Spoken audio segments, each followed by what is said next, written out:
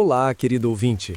Seja muito bem-vindo a esta jornada pelo cenário gastronômico da Idade Média.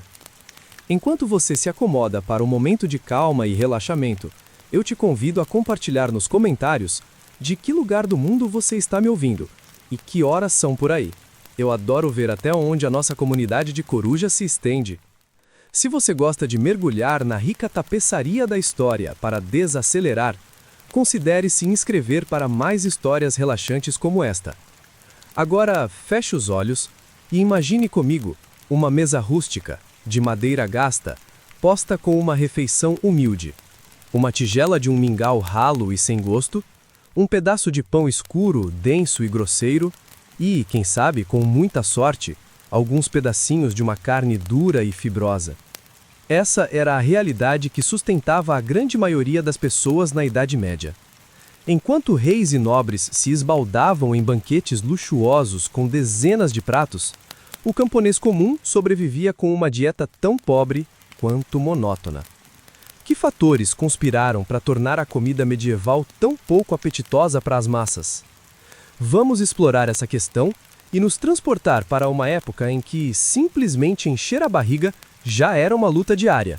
Na casa de um camponês medieval, o aroma de especiarias exóticas era uma ausência notável. Canela, gengibre, noz moscada, pimenta, tudo isso era artigo de luxo, reservado para os muito ricos. Eram tesouros trazidos de terras distantes por mercadores intrépidos, que enfrentavam perigos inimagináveis na famosa Rota da Seda para levar um gostinho de opulência à Europa. Para ter uma ideia do valor, no século XI, 1 quilo de noz moscada podia custar o mesmo que 7 bois gordos. Sim, 7 bois por um tempero. O custo proibitivo significava que o povão tinha que se virar com o que tinha à mão. O tempero do dia a dia era feito com as notas fortes do alho, da mostarda e do vinagre. Eram esses os recursos para tentar dar um pouco de vida a uma comida insossa e repetitiva. A falta de sabor da culinária camponesa não era ajudada pela escassez de produtos frescos.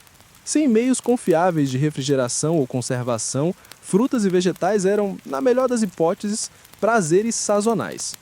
Os poucos sortudos que tinham acesso a um pedaço de terra podiam cultivar algumas culturas resistentes, como cebolas, alho-poró e repolhos. Mas isso mal era suficiente para equilibrar uma dieta que dependia fortemente de grãos. Pães e mingaus, conhecidos como pottage, feitos de cevada, centeio e trigo, formavam a espinha dorsal da maioria das refeições. Às vezes eram complementados com leguminosas, como ervilhas e feijões. Embora essa dieta enchesse a barriga, faltavam nutrientes essenciais, o que levava a uma desnutrição generalizada e a um crescimento atrofiado. A carne, embora muito valorizada, era uma raridade na mesa do camponês. Uma família um pouco mais próspera podia ter um porco, algumas galinhas ou até uma vaca. Mas esses animais eram recursos valiosos demais para serem abatidos à toa. A carne era reservada para ocasiões muito especiais, como casamentos e festas religiosas, ou quando um animal ficava velho demais para trabalhar ou dar leite. E quando a carne finalmente aparecia, cada pedacinho era aproveitado, do focinho ao rabo. Miúdos e vísceras eram comida comum para os camponeses. Pequenos pássaros e caça eram obtidos por armadilhas, embora caçar nas florestas do rei fosse uma aposta arriscadíssima, punível com penas severas, que iam da mutilação à morte. Para quem vivia perto dos rios ou do mar, o peixe era mais acessível. Mas não imagine um filé fresco e delicado. O peixe era quase sempre conservado pelo sal, fumaça ou secagem, para durar nos tempos de vacas magras. O resultado era algo borrachudo, extremamente salgado e muito distante do que conhecemos hoje. Arenque, bacalhau e enguia eram os mais comuns, socados em barris com quilos de sal para evitar o apodrecimento. Peixes de água doce como carpa e lúcio eram a iguaria reservada para a nobreza, que mantinha viveiros particulares em suas propriedades. A escassez de comida fresca forçou os cozinheiros medievais a serem criativos com os métodos de preservação. Picles, fermentação e secagem eram técnicas do dia a dia para estender a vida útil dos perecíveis. Repolho era fermentado para virar chucrute, pepinos e cebolas eram conservados em vinagre e frutas como maçãs e peras eram secas para o inverno. Esses alimentos adicionavam alguma variedade, mas o sabor estava longe de ser vibrante. Mas o buraco era ainda mais embaixo. Até mesmo os alimentos básicos, como o pão e a cerveja, não eram confiáveis. Padeiros sem escrúpulos, para fazer a farinha render mais, misturavam à massa coisas como bolotas moídas, giz ou até mesmo serragem. O resultado era um pão que parecia uma pedra e tinha quase o mesmo valor nutritivo. Era a famosa malandragem medieval, um jeitinho que podia custar a saúde. A cerveja, ou ale, também era vítima. Donos de tavernas, lutando para ter lucro, frequentemente aguavam a bebida, criando a famosa cerveja batizada. O resultado era um líquido ralo e azedo, que mal lembrava a cerveja encorpada que deveria ser. Numa época em que a água potável era um luxo perigoso, a cerveja fraca era muitas vezes a única opção segura, já que o processo de fermentação matava parte das bactérias. Os camponeses se viam num dilema: arriscar a doença da água contaminada ou beber as calorias vazias de uma cerveja aguada. Era um perrengue constante. Para coibir essas fraudes, foram criadas leis como a Assize of Bread and Ale na Inglaterra do século XIII, que regulava o preço, peso e qualidade do pão e da cerveja. Os transgressores enfrentavam multas pesadas ou até a humilhação pública no pelourinho. Mas com fiscalização limitada e o desespero da pobreza, essas leis faziam pouca diferença para conter a onda de adulteração de alimentos. O lote do camponês medieval era, portanto, um de constante compromisso, um ato de equilíbrio entre a dor lancinante da fome e a amarga decepção da comida adulterada. Cada bocado era um lembrete de sua existência precária, onde nem mesmo o sustento mais básico podia ser garantido. E isso nos leva talvez ao aspecto mais revoltante da alimentação medieval: a completa falta de higiene. Sem qualquer noção sobre germes e segurança alimentar, a contaminação era a regra. Imagine, se quiser, uma pequena casa de campo com um teto de palha, encolhida contra o frio de um inverno medieval. Lá dentro, uma família se aglomera em volta de uma fogueira fraca. No canto, um porco fuça o chão de terra coberto de juncos. Ele grunhe, um som constante na vida diária da família. Esta era a realidade para muitos camponeses, uma vida compartilhada em espaços apertados com seus animais. Os animais eram mantidos dentro de casa para se aquecerem e ficarem seguros. Seus dejetos se misturavam com a palha que servia de chão, criando um paraíso para doenças, pulgas e piolhos. Mesmo nos castelos mais grandiosos, o saneamento era um desafio. Sem uma compreensão adequada da higiene, até os banquetes mais luxuosos podiam terminar em tragédia. A história do rei João da Inglaterra serve como um exemplo marcante. Em 1216, viajando pelo país, o rei adoeceu após consumir um excesso de pêssegos. Historiadores agora acreditam que os pêssegos estavam provavelmente estragados, levando a um caso de disenteria que acabou por tirar a vida do rei. Nas cidades apinhadas da Europa medieval, a situação era ainda mais terrível. Ruas estreitas estavam entupidas de lixo e dejetos humanos, contaminando o ar e infiltrando-se no abastecimento de água. Em Londres, o rio Thames a servia tanto como fonte de água potável, quanto como depósito de lixo da cidade. Não é de admirar que as doenças se alastrassem. A peste negra que varreu a Europa no século XIV conseguiu se espalhar tão rapidamente, em parte devido a essas condições insalubres. As pulgas, transportadas pelos ratos que prosperavam na sujeira, tornaram-se os arautos da praga. Os mercados de alimentos eram focos de pestilência, com moscas zumbindo sobre a carne e roedores correndo por toda parte. É um verdadeiro milagre que alguém tenha sobrevivido aos perigos da alimentação medieval. Mesmo em meio à escassez e à doença, havia vislumbres de esperança gastronômica.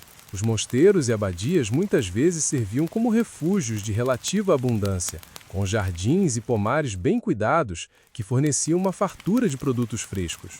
Os monges eram conhecidos por suas habilidades culinárias e alguns até escreveram livros de receitas que nos dão um vislumbre da cozinha mais refinada dos escalões superiores. Claro, essa comida não era compartilhada livremente com as massas, mas alguns mosteiros ofereciam esmolas aos pobres como forma de caridade. A Igreja Católica também tinha uma forte influência na dieta. O toque dos sinos da igreja marcava o ritmo da vida na Europa medieval. Para os camponeses que trabalhavam nos campos, esses sinos sinalizavam não apenas o chamado para a oração, mas também um alívio das exigências implacáveis de seu trabalho e de sua fome. Mas essa autoridade vinha com seu próprio conjunto de regras e restrições, muitas das quais centradas na comida. A Igreja Católica ordenava jejuns frequentes e dias sem carne, particularmente durante o período penitencial da Quaresma. Durante 40 dias, antes da Páscoa, esperava-se que os fiéis se abstivessem de carne, laticínios e ovos, uma tarefa difícil para aqueles que já lutavam para colocar comida na mesa. Vamos imaginar a história de uma família camponesa. João e sua esposa Margarida trabalhavam de sol a sol em seu pequeno pedaço de terra, mal cultivando o suficiente para alimentar seus 3 filhos. Quando a Quaresma chegou, eles enfrentaram uma escolha assustadora: honrar o jejum e arriscar enfraquecer seus corpos já desnutridos, ou desafiar a igreja e enfrentar as consequências para suas almas imortais? No final, eles escolheram seguir o jejum, subsistindo de porções miseráveis de pão, potage e, ocasionalmente, peixe seco. Na Páscoa, seus rostos estavam abatidos e seus passos pesados de exaustão. No entanto, eles se consolavam na crença de que seu sofrimento seria recompensado na próxima vida. Apesar das dificuldades adicionais que esses jejuns impunham, a igreja não era totalmente surda à situação dos pobres. No entanto, mesmo essa caridade tinha seus limites. Quando as colheitas falhavam e a fome assolava, a demanda por ajuda muitas vezes superava a capacidade da igreja de prover. E para aqueles pegos caçando ilegalmente nas florestas reais, uma tentativa desesperada de complementar suas dietas escassas com caça fresca, a misericórdia da igreja estava notavelmente ausente. Os caçadores ilegais, se pegos, enfrentavam punições severas, de mutilação à morte, independentemente de suas circunstâncias. Agora, vamos voltar nosso olhar para uma cena de contraste chocante: o opulento banquete de uma casa nobre. O grande salão do castelo está vivo com o piscar de 100 velas. Tapeçarias forram as paredes, seus fios vibrantes contando histórias de feitos heróicos e amor cortês. À cabeceira da sala, em um estrado elevado, o senhor e a senhora presidem uma cena de opulência e abundância. No centro do salão, uma enorme mesa de carvalho se estende, gemindo sob o peso de inúmeros pratos. Porcos inteiros assados, com a pele crocante e dourada, disputam espaço com elegantes travessas de prata de pavão delicadamente temperado. Cestas transbordam com pão de manchê recém-assado, cada pão tão branco e macio quanto uma nuvem. O ar está denso com o aroma de açafrão, canela e cravo, especiarias tão preciosas que valem seu peso em ouro. Nas cozinhas do castelo, o mestre Cuca orquestra uma sinfonia de criação culinária. Ele grita ordens para seus subordinados, que correm para regar as carnes, mexer as panelas e montar as elaboradas sutilezas, esculturas de açúcar moldadas em formas fantásticas de castelos e unicórnios. Para o cozinheiro, este banquete é uma chance de mostrar sua arte e engenhosidade, de solidificar sua reputação e garantir seu lugar no favor de seu senhor. À medida que o banquete avança, os convidados se empanturram com um desfile aparentemente interminável de pratos. Eles rasgam a carne macia de veado assado, saboreiam uma sopa cremosa de amêndoas e apreciam o sabor delicado do blancmange, um prato de frango desfiado misturado com arroz, leite e açúcar. Eles bebem tudo isso com taças de vinho ricamente especiado e cerveja espumosa. Mas mesmo em meio a essa foria, há lembretes da precariedade da vida medieval. Uma nobre, com o rosto corado pelo vinho, de repente empalidece e se retira da mesa, com o estômago revirado pela riqueza da comida. Um cavaleiro, com os dentes apodrecendo pelas iguarias açucaradas, morde um pedaço de carne particularmente duro e geme de dor. E, pairando nas bordas do salão, os servos observam os excessos de seus superiores com uma mistura de inveja e ressentimento. Eles sabem que amanhã estarão de volta à sua comida habitual de pão grosseiro e mingau ralo.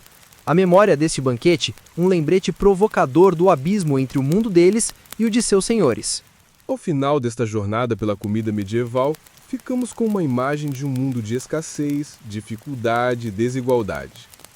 Da monotonia insossa do potê camponês aos perigosos enchimentos do pão adulterado, os desafios de se alimentar na Idade Média eram implacáveis. Vimos como a falta de variedade em especiarias, as dificuldades de preservação, as dietas desequilibradas e as condições insalubres conspiraram para tornar a comida medieval muito distante da cornucópia que desfrutamos hoje.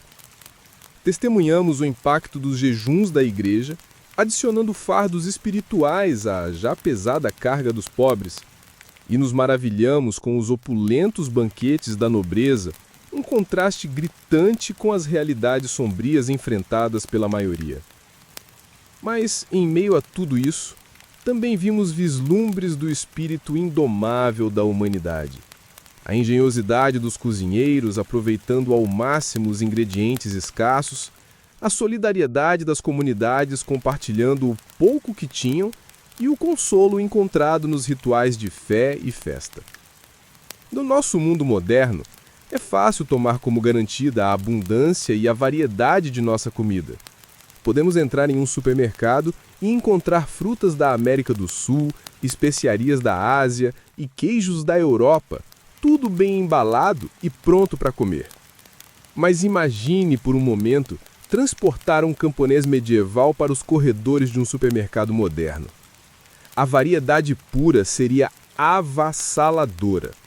As cores vibrantes da seção de hortifruti, as vitrines refrigeradas brilhantes, cheias de leite e ovos, as prateleiras e mais prateleiras de refeições e lanches pré-embalados. Seria como entrar num conto de fadas, uma terra de abundância inimaginável.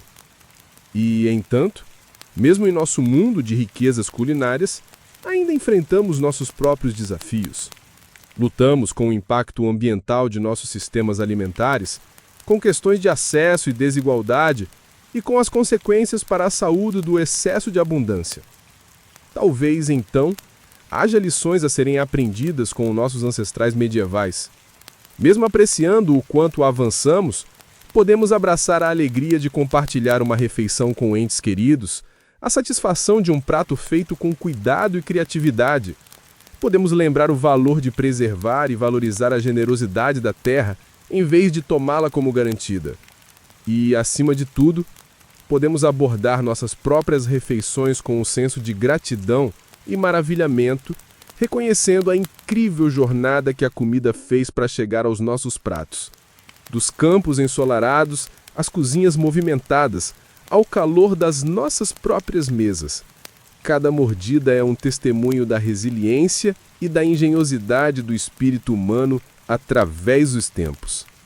Então, ao encerrarmos nossa jornada pelos anais da comida medieval, levantemos um copo, ou talvez uma humilde caneca de madeira, às incontáveis gerações que vieram antes de nós. Através de suas lutas e triunfos, sua fome e suas esperanças, elas lançaram as bases para o mundo que habitamos hoje. E ao honrar seu legado, podemos encontrar a sabedoria e a perspectiva para construir um futuro onde todos possam comer com alegria, com dignidade e com fartura. E assim, meu caro ouvinte, eu lhe desejo uma boa noite e bons sonhos. Sonhos com um mundo onde a comida não é apenas uma necessidade, mas uma fonte de prazer infinito. Que sua própria jornada culinária seja cheia de sabor, nutrição e o brilho caloroso da gratidão por tudo que nos foi dado. Até a próxima, descanse bem e sonhe com os banquetes que ainda virão.